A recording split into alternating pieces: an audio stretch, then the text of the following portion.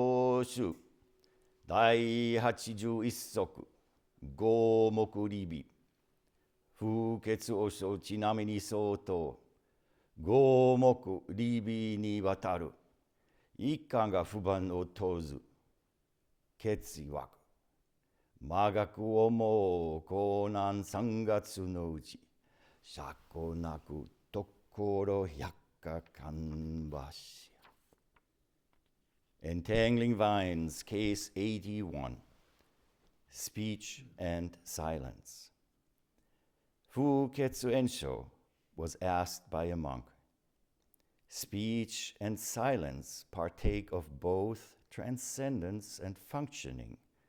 So how can we proceed without transgressing? Fuketsu answered.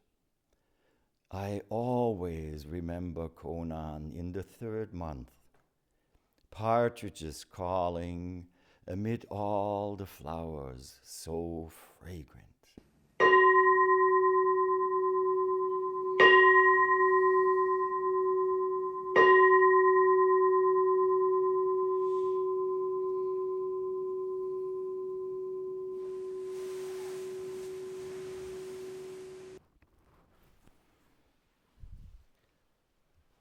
The night is approaching. Darkness will fall. And a morning star might just appear.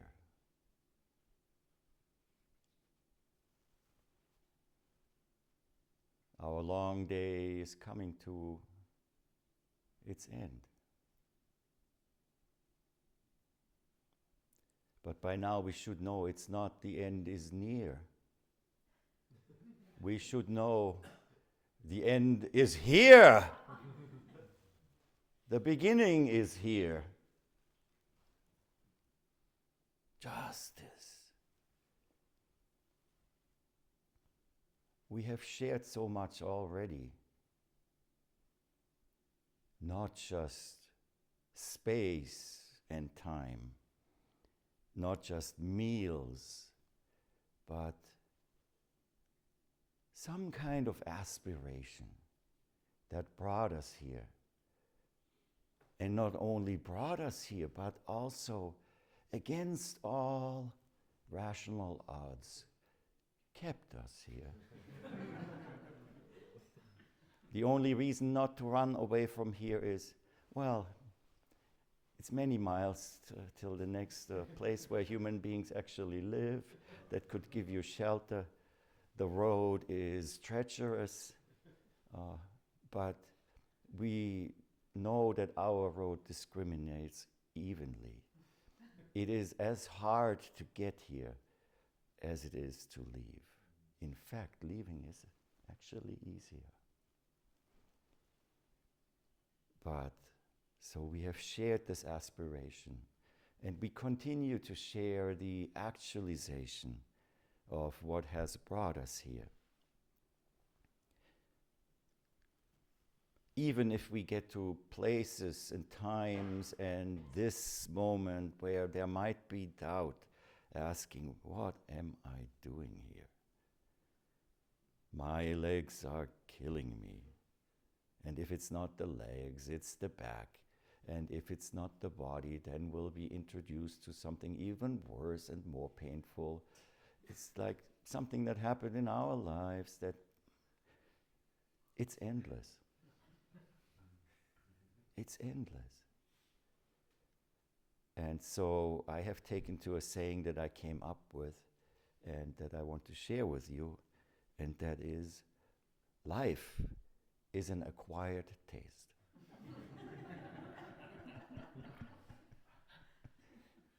It's really true.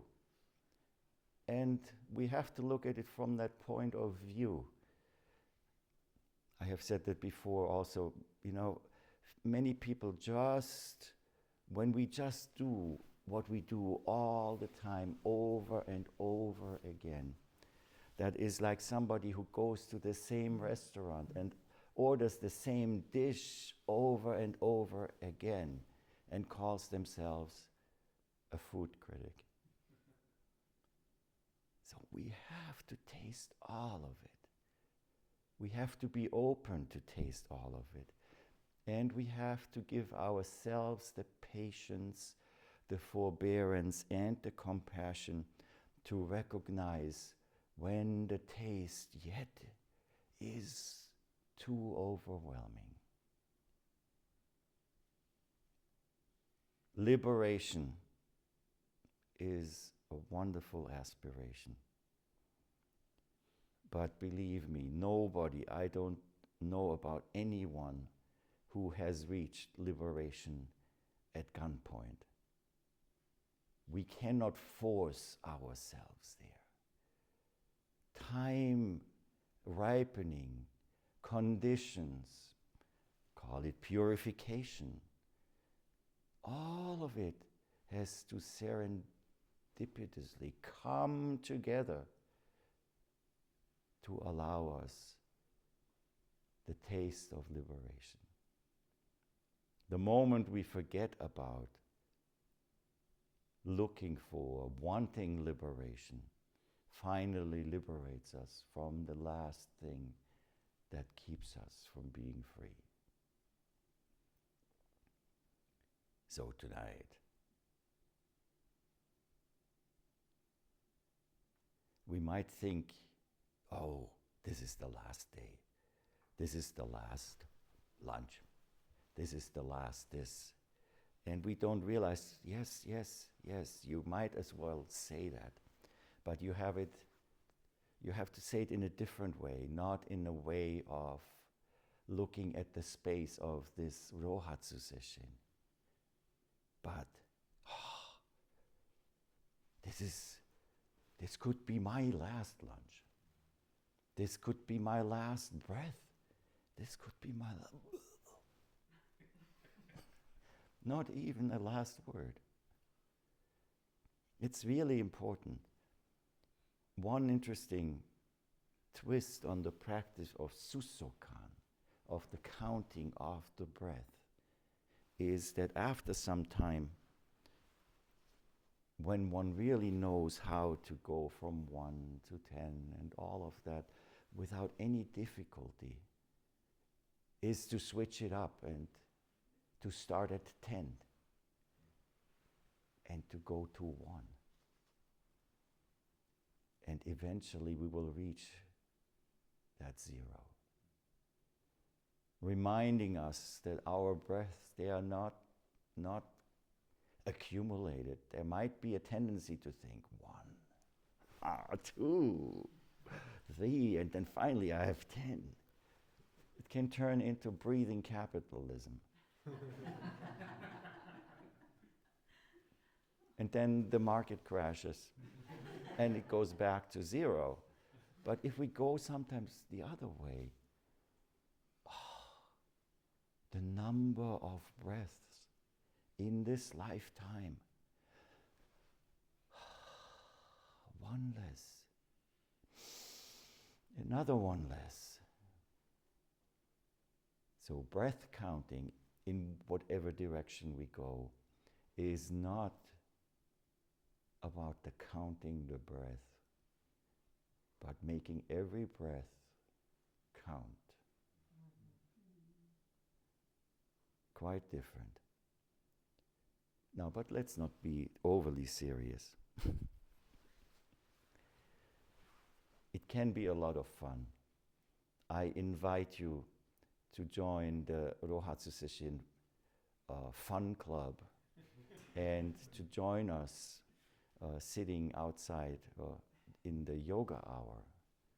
It is a fantastic multimedia spectacle that is put on by winter, by wind, by light, by sound. By now we have figured out how to turn off the heat pumps. And it is actually silent outside. So silent that you can hear the snowflakes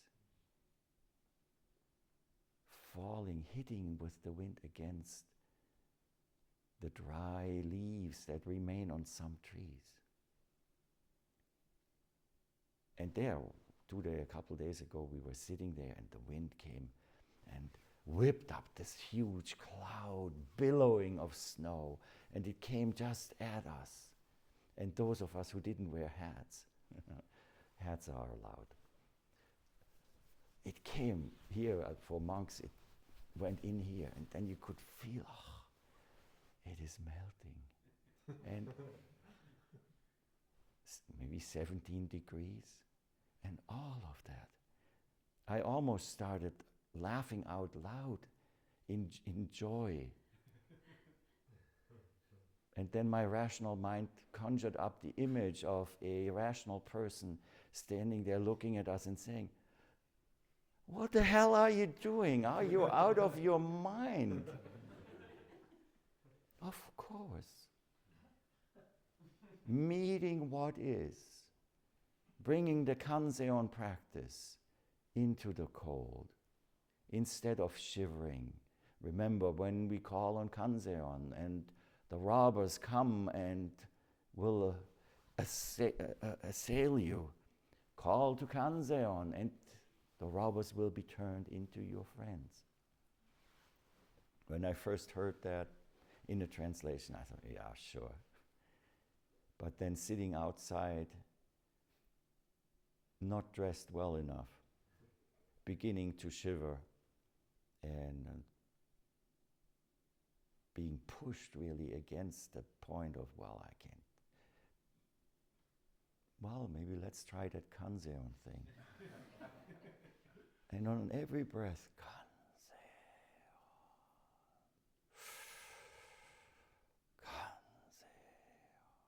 and the bell rang, and 35 minutes were gone. And as you can tell, I survived.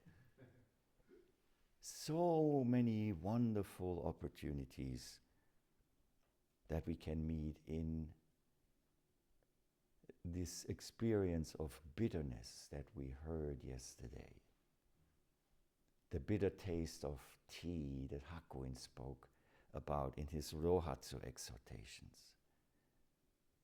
That very flavor, when we can taste it and it does not overwhelm us, it is truly medicinal and it helps becoming clear about many things.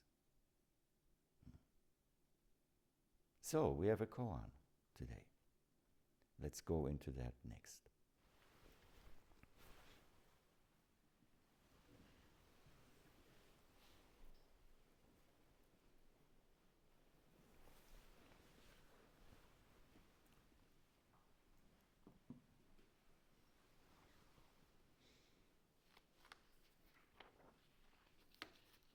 Who are we meeting today? Fuketsu Ensho. Every evening during the Teidai Dempo, his name appears in the third generation after Master Rinzai. Rinzai Gigen Zenji.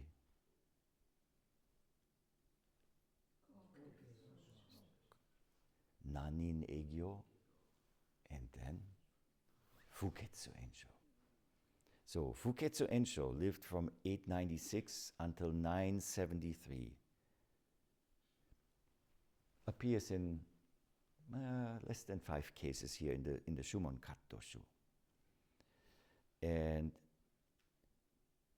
Fuketsu was born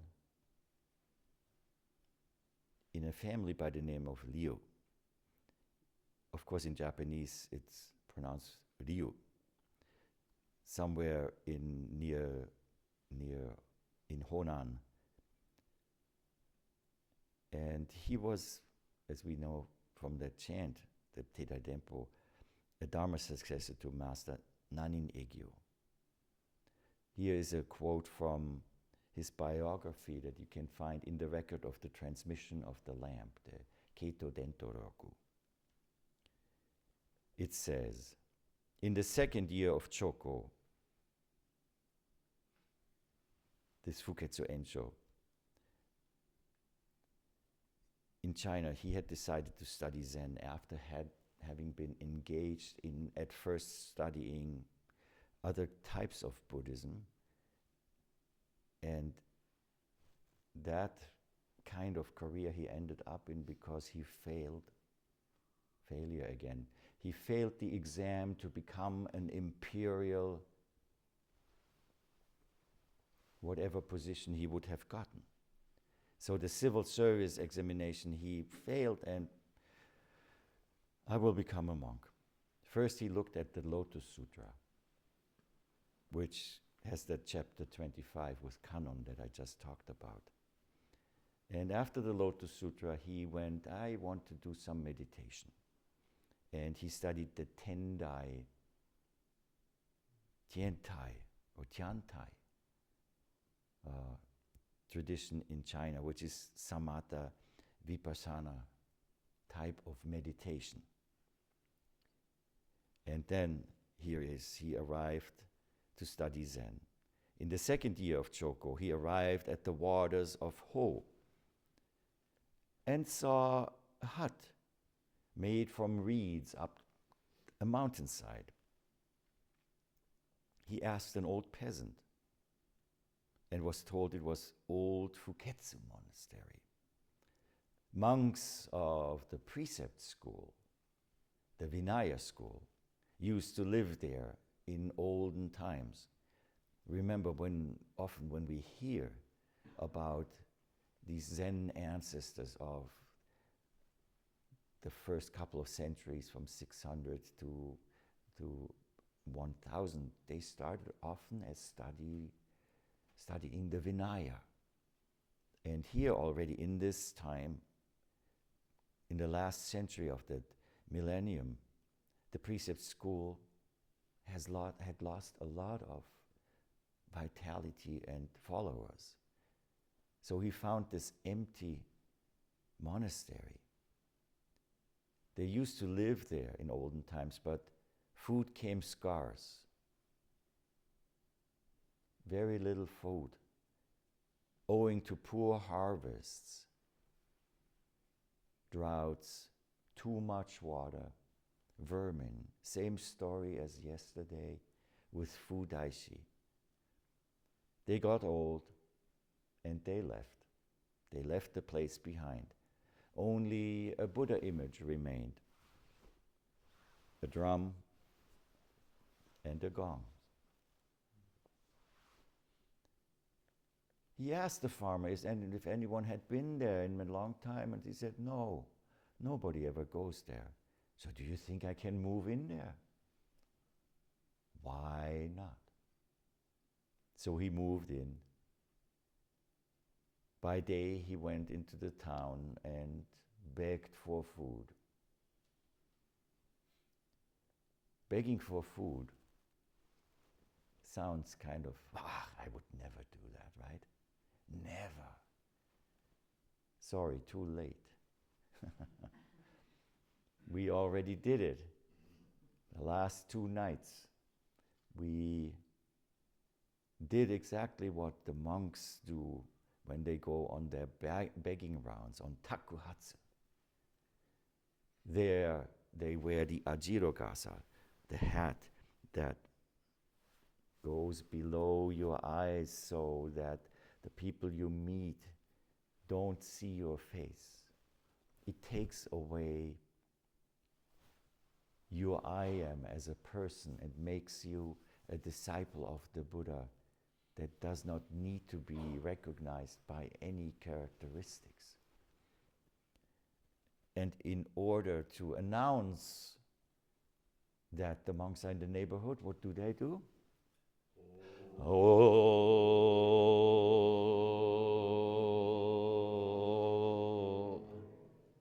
Dharma, Dharma, listen, listen, people, Dharma is out here. If you feel moved so as to give us a morsel of rice or some monetary contributions, we will gladly receive it. And that is takuhatsu. So by day he did takuhatsu in the village. And at night he would sit up, burning pine resin. That's about the only thing that could give light at that time. And he lived there by himself for 7 years. 7 years.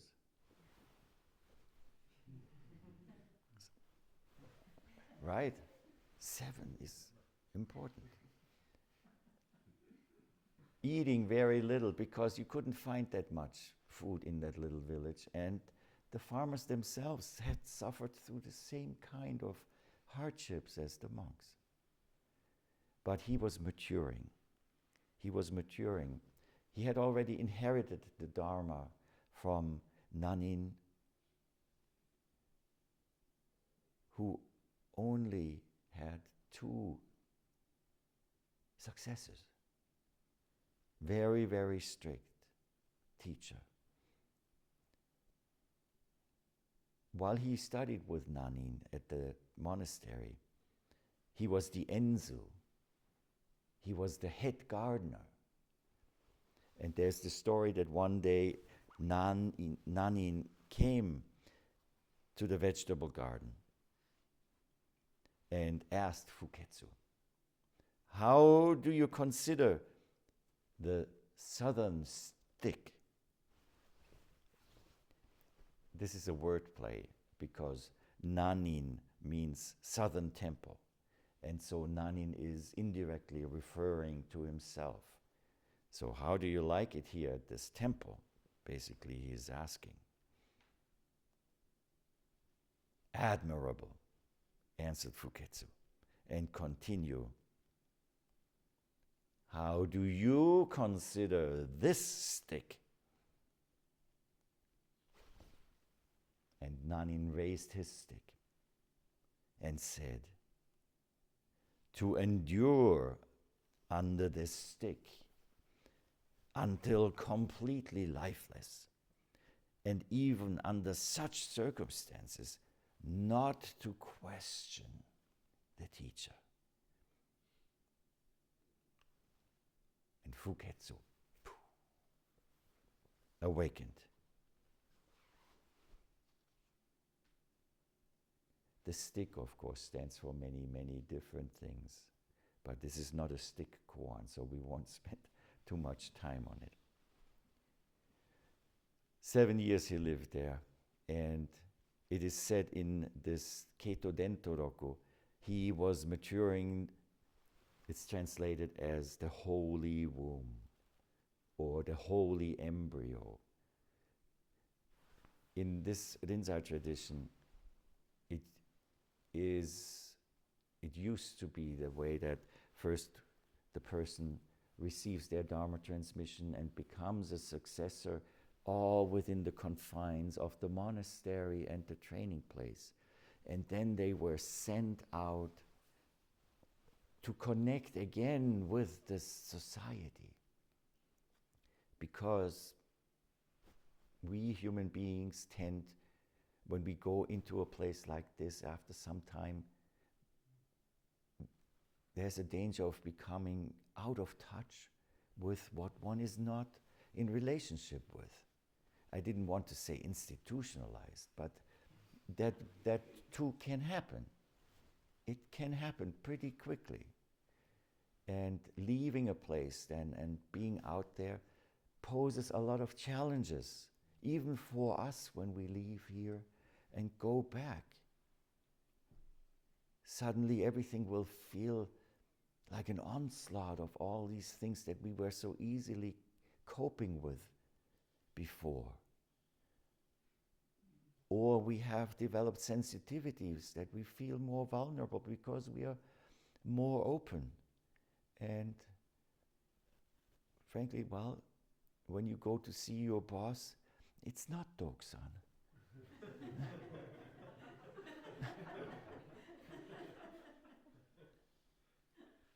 So we have to be aware of that. And to help this reintegration with society and life, there was this several year long at time way of what they called shoyo,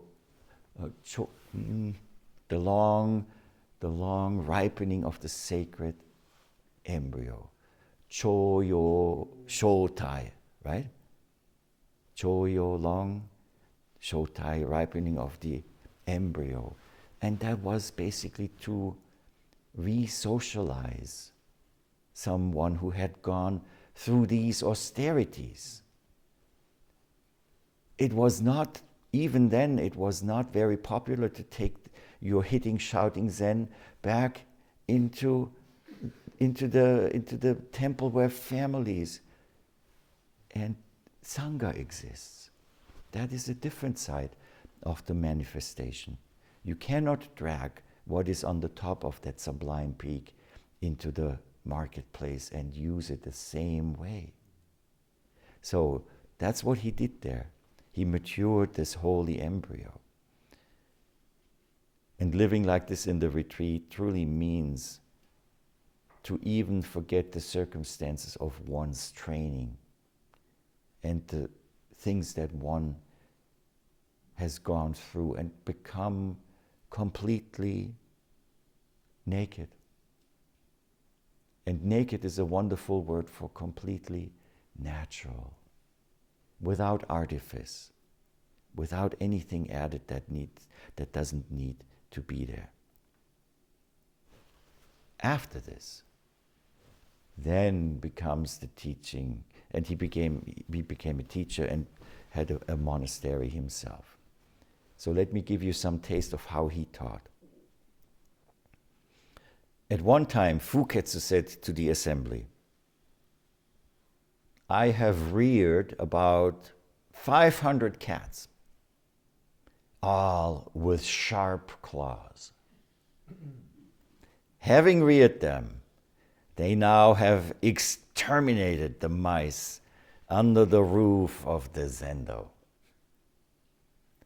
To put it clearly, climbing up a tree is the dharma nature of a cat seeking safety. It would be galling to leave the inheritance to a distant nephew. So you can take from that his methods were not gentle.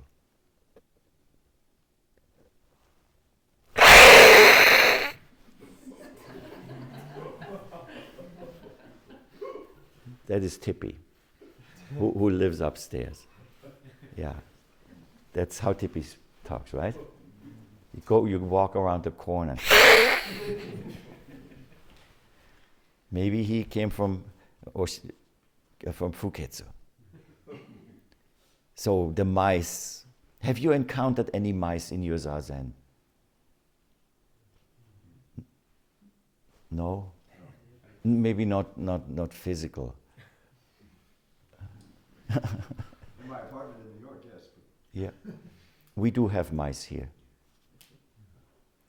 At the last session, while Shika-san was Ryoju Sensei and myself, we were waiting in the meeting room for the opening of the session. And the stairs that go up to the abbot's apartment and go down to the ground floor, in the middle where the banisters meet, there is a little opening that goes into the space that is between the floors. And as I was sitting there, I saw something moving. And I looked out and it was a mouse. Maybe going to the kitchen. Maybe they have their own meal gong. And then it came back and I looked at it very intently.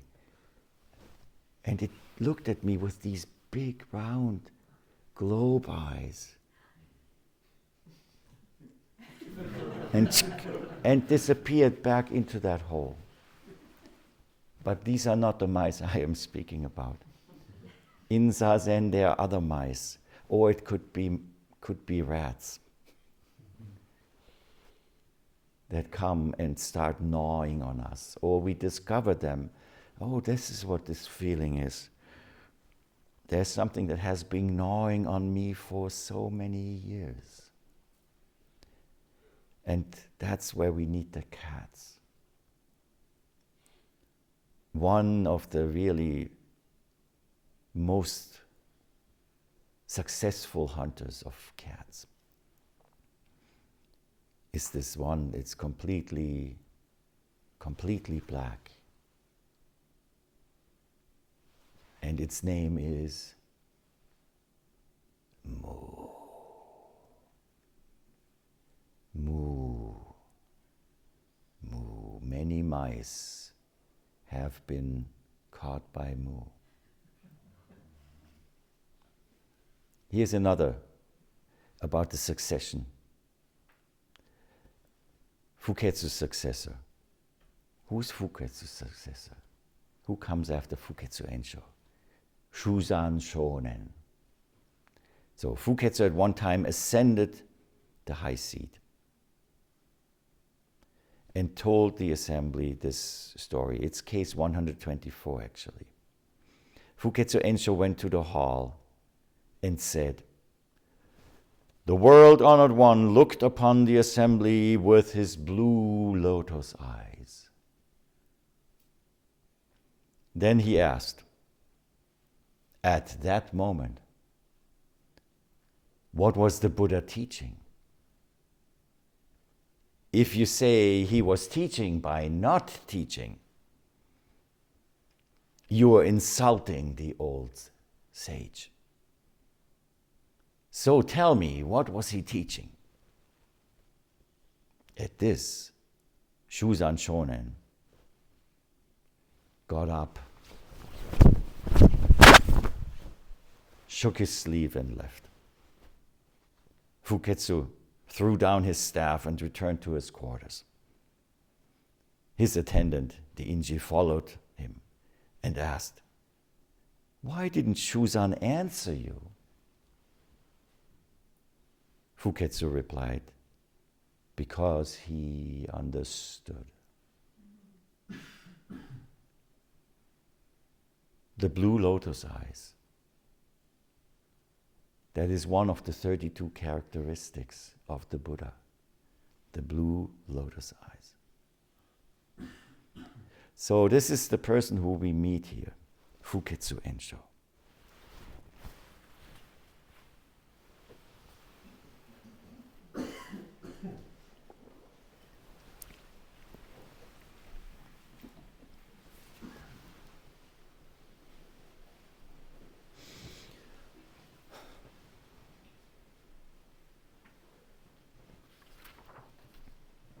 Speech and silence partake of both transcendence and functioning.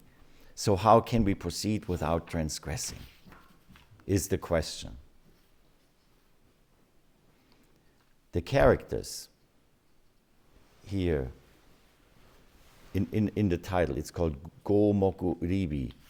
Go is speech, Moku is silence. Ri and Bi is quite interesting to look at because they are two characters that come from a treatise that's called the Hosoron that was written by a monk called Sojo.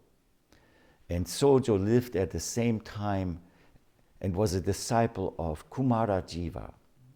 Kumarajiva was this immensely, I would say, under-recognized genius who helped transliterate or transport the sutras from the original Indian subcontinental languages into Chinese. Kumarajiva. So what we chant when we chant whatever is written in kanji that came from China to Japan, these are the characters that Kumarajiva most likely selected to represent the words that sometimes were transcribed by sound. Some of them make no sense when you just look at the characters. And some of the words by now you know from repeating them over and over in our chanting. Anokutara Sanmyaku Sambodai. Remember that? Anokutara Sanmyaku Sambodai. What is that? It's also in the Heart Sutra. Anuttara Sambhyak Sambodhi. Supreme enlightenment. And that is transcribed just by sound. So, but Ri and Bi.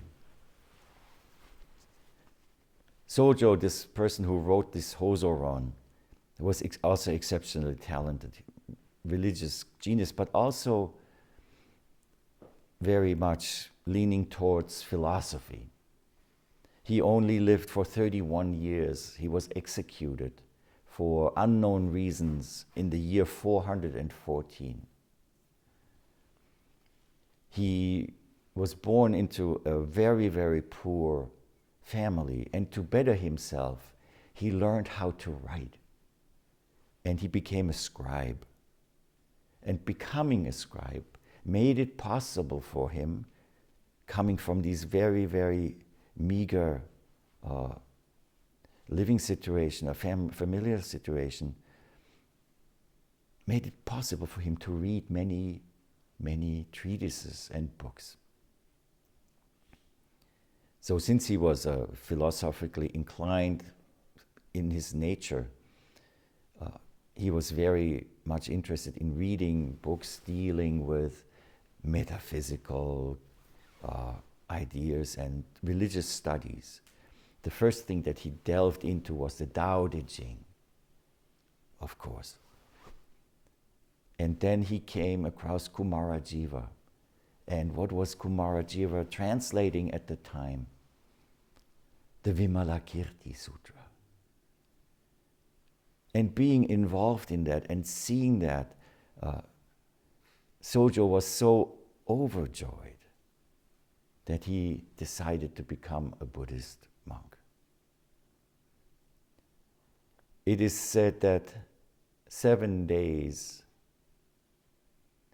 he asked for 7 days after his conviction and after being sentenced to be executed, a stay for 7 days. And in those 7 days, he wrote this treatise that has these terms of Ri and Bi in it.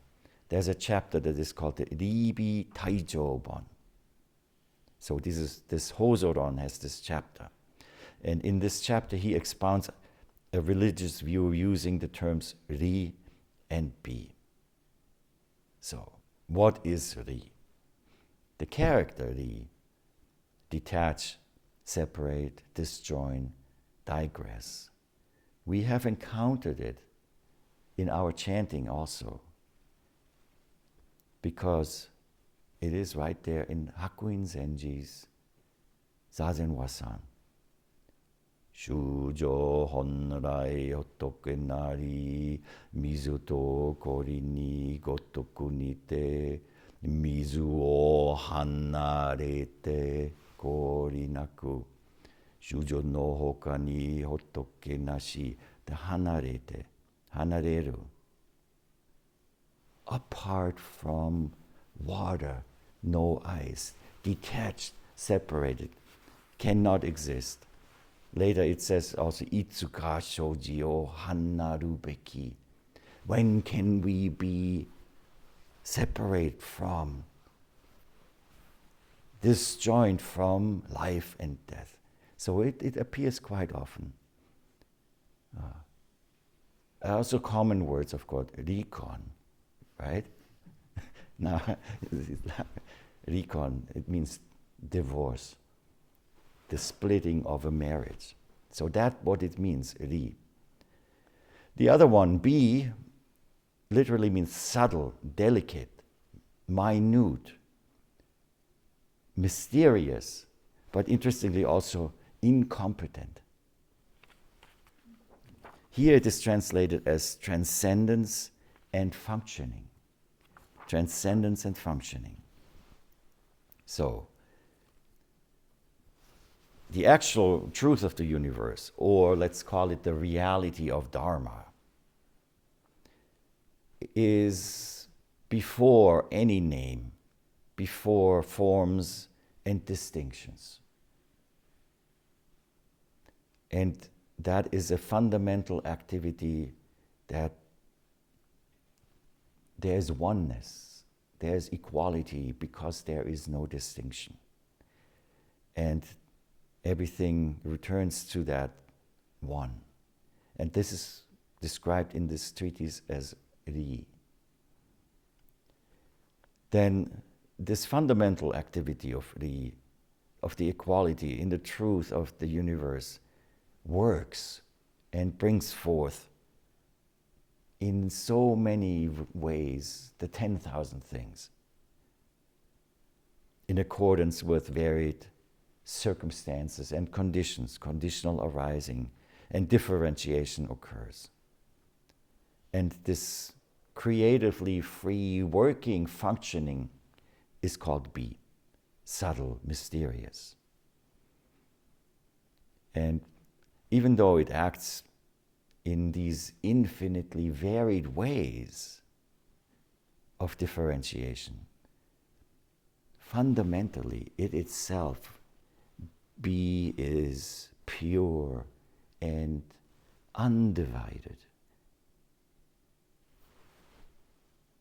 indivisible. So, what is being set up here, what the monk is asking basically is, how can we live a truly free life? How can we manifest this liberation that doesn't fall, so it doesn't fall under either differentiation or oneness? A life that is not committed to the fundamental sameness of all things, nor to the differentiation of all things. That is not concerned, in this case expressed, with either silence or speaking. So, what do we have here? Very, very sophisticated bait, smeared to catch the flies. And as I learned from somebody who told me, there's the saying, with honey you catch flies. But somebody pointed out, you can catch the equal amount of flies with shit. So, both of that you find. Ri is maybe the honey, and Be is the other substance.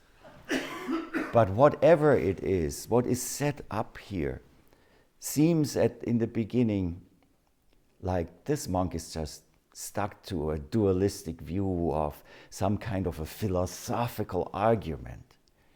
But he wouldn't have become a monk. He would be a philosopher if he would just be caught by this so much. He's not asking for a logical or an intellectual explanation. You don't go to a Zen person for that. You will be sorely disappointed. But what he's asking for is, what is the Zen approach to this? What is there a solution here? Fugetsu, master, with your experience, can you please share? That is the core of the koan, not the being cut into two. The question the monk says, so if I'm always caught between this and that,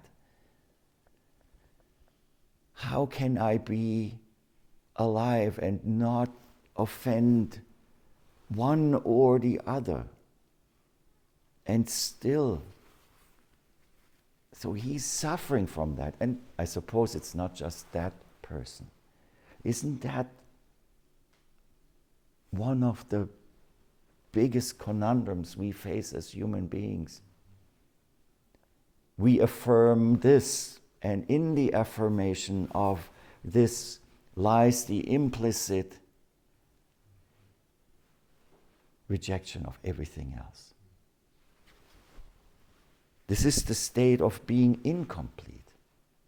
And from this incompleteness, however it manifests in our lives, in society, in this world of distinctions, that's where this deep, deep longing of ours comes from, to become complete.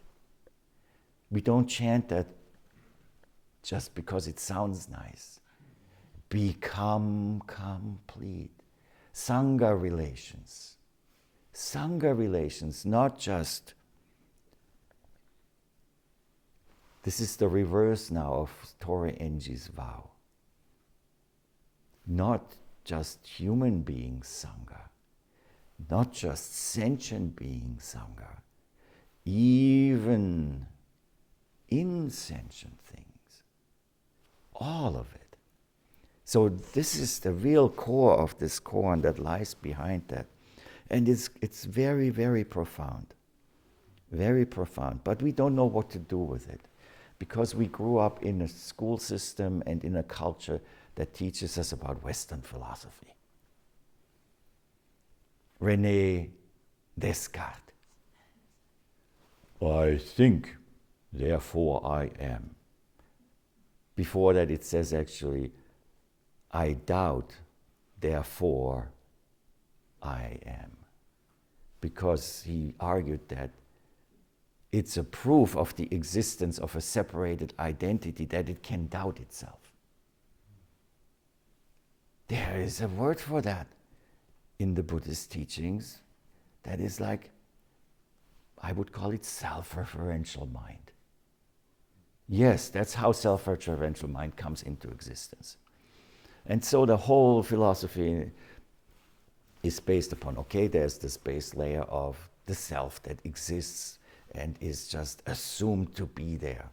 And out of that self, through evolution, comes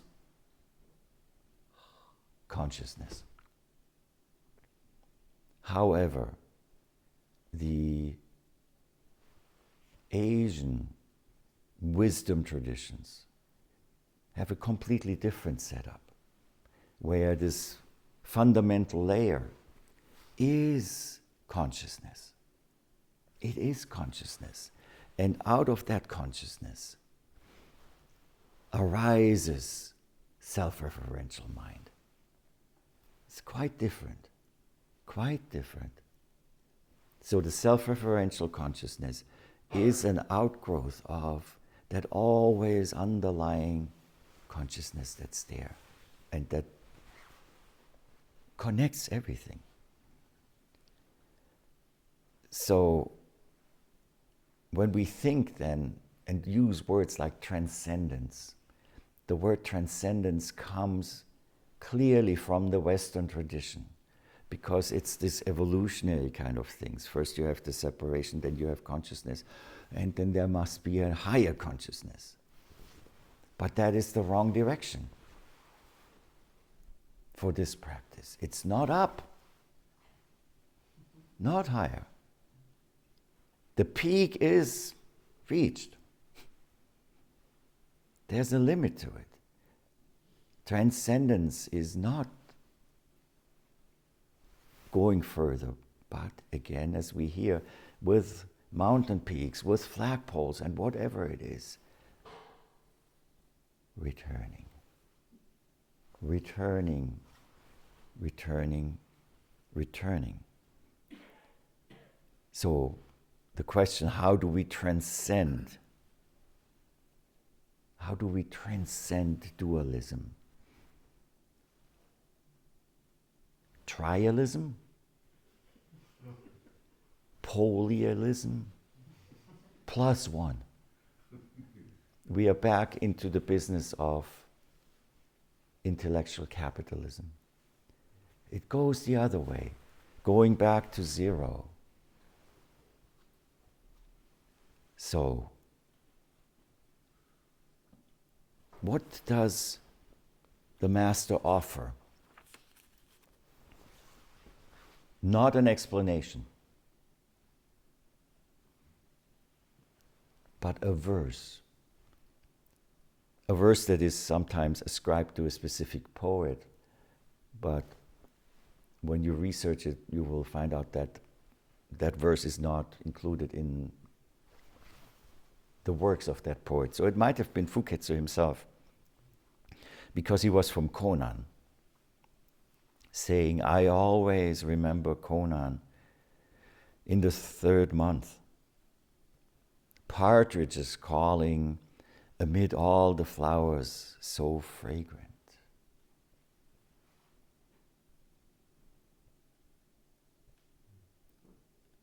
But, well, this is about speech and silence.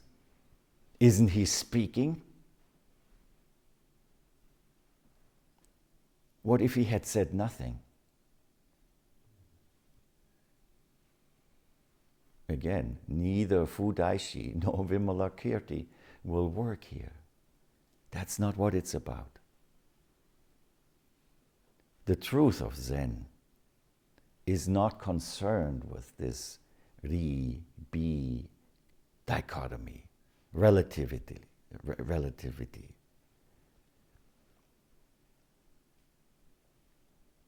It is what is in front of our eyes, in front of our mind, right now, where the duality doesn't exist unless we start cutting everything into this and that. Remember that non-duality, when we understand it in the Western sense, non-duality in the Western sense would be an understanding that in itself is of course dual. So most people think non-duality means everything is just together, which is the opposite of just being two. Everything just mushed together. But that doesn't work. Non-duality does not mean that there are not opposites. It doesn't mean there are no opposites. We know there is day, we know there is night. But that is not what this is dealing with. What it is dealing with is that it is day. It is day. The moment I start thinking, I wish it were night. My back hurts, I want to lie down, I wish it were night. Duality appears. The universe is cut. But then night comes. And when it's night, guess what? It is night. Non-dual night. Oh man, I wished it was still day. Cut. Suffering ensues. Thinking ensues. Concepts. There is no night when it is day. Even if you think about it, you think about darkness. It's all fake. It's all made up. It's all these little gray cells there. It doesn't mean that night and day are not good concepts when they are necessary. We plan for night by having lights. But that is not the reality, the suchness, the life that we are experiencing every moment here that is unfolding. So when this Fuketsu Ensho, answers by quoting or by creating a poem, as soon as we say, this is speech, we cut Fuketsu into and ourselves. Even before he opened his mouth, it is already clear and perfect.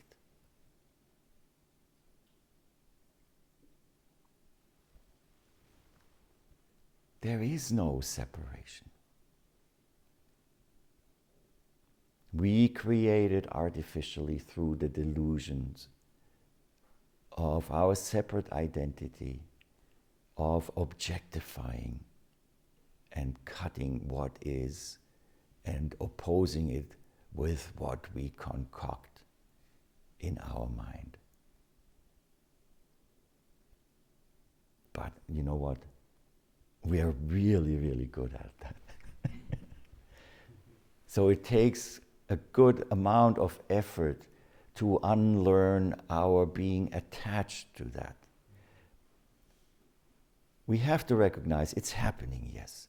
You know why it's happening? Because it's part of the functioning. It's part of the functioning. We cannot avoid it. It will happen. But we have to learn how, where it belongs in the various ways that we walk through this life. Oneness and distinction are ideas. In this practice, in this Rohatsu Sesshin, where 7 days become one, we single-mindedly attend to the moment, to the presence of what is being asked at this moment. Awakening is not something that we are here to attain some point in the future. When do you want to be awake?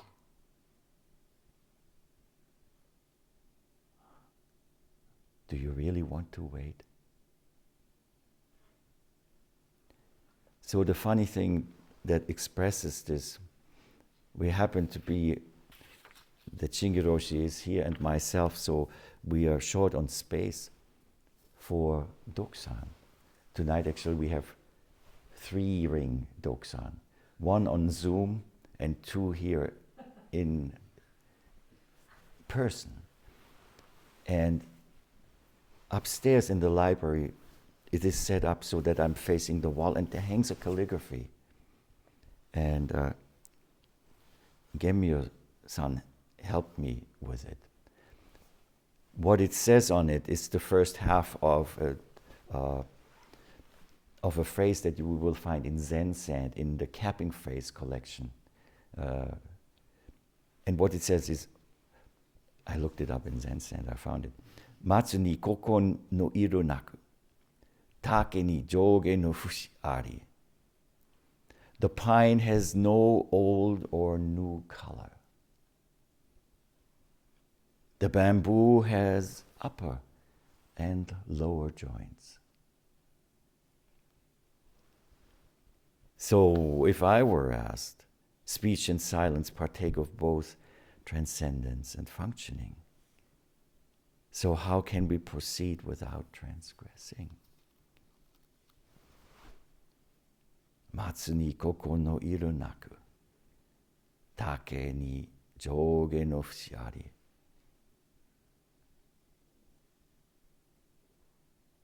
Oneness as the pine tree. Just one color. Just one color. Distinction as the bamboo. Upper and lower joints. And at the same time, every lower joint, an upper joint to the next.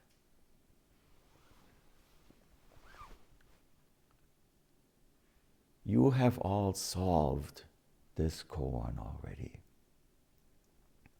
When you chanted, when we chanted, all together, not even using a single tongue.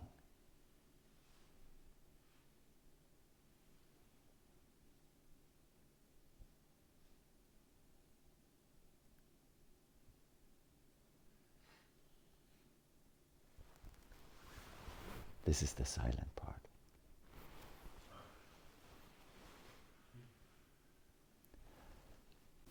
Mo